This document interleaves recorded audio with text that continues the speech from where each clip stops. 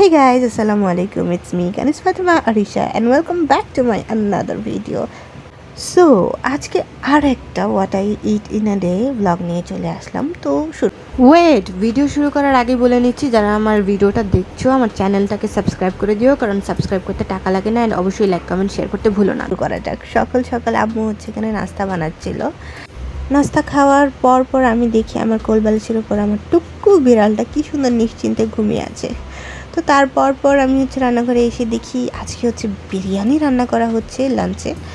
এখানে আব্বু হচ্ছে সব কিছু একসাথে মশলা দিয়ে কষিয়ে নিচ্ছে, এটা আর বলার কিছু না, বিরিয়ানি রান্নার কথা সবাই জানে।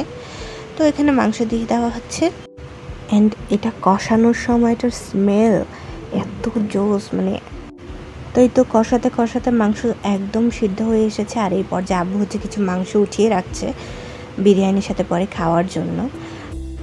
আর এখানে কথা বলতেই কিন্তু বিরিয়ানি একদম রেডি হয়ে গেছে। তো আমি একদম গরম বিরিয়ানি প্লেটে সার্ভ করে নিলাম, অ্যান্ড ট্রাস্ট মি, এটা খেতে অনেক মজা হয়েছিল। বাহিরের বিরিয়ানির থেকে কোনো অংশে কম না, বরং আরও বেটার হয়েছিল এই বিরিয়ানিটা, খুবই মজা ছিল। বিরিয়ানি খাওয়ার পরে আমরা দুই ভাই বোন হচ্ছে কোন আইসক্রিম খেয়েছিলাম, অ্যান্ড এই দেখো আমার আব্বুর কাণ্ড। রেগুলার তারের ছোবাগুলো খুব তাড়াতাড়ি শেষ হয়ে যায়, যার জন্য আমার আব্বু দেখো এই এক হাতের সাইজ।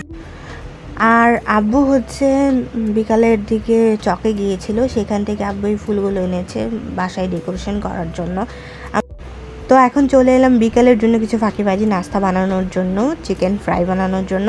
ঘরে আমি যেরকম যা মশলা আমি পেয়েছি সব মশলা দিয়ে মাখিয়ে ডিমে চুবিয়ে তারপর ময়দা দিয়ে কোট করে আমি জাস্ট ভেজে নিয়েছি। হয়ে গেল আমার ফাঁকিবাজি chicken fry. And French fry তো সবাই ভাজতে পারে, এটা বলার কিছুই নেই।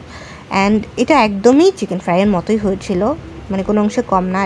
সো আমার আজকের ভিডিওটা এখান পর্যন্তই। যদি আমার ভিডিওটা ভালো লেগে থাকে অবশ্যই আমাকে কমেন্ট করে জানাবে। অ্যান্ড আজকের মতো এখানেই টাটা।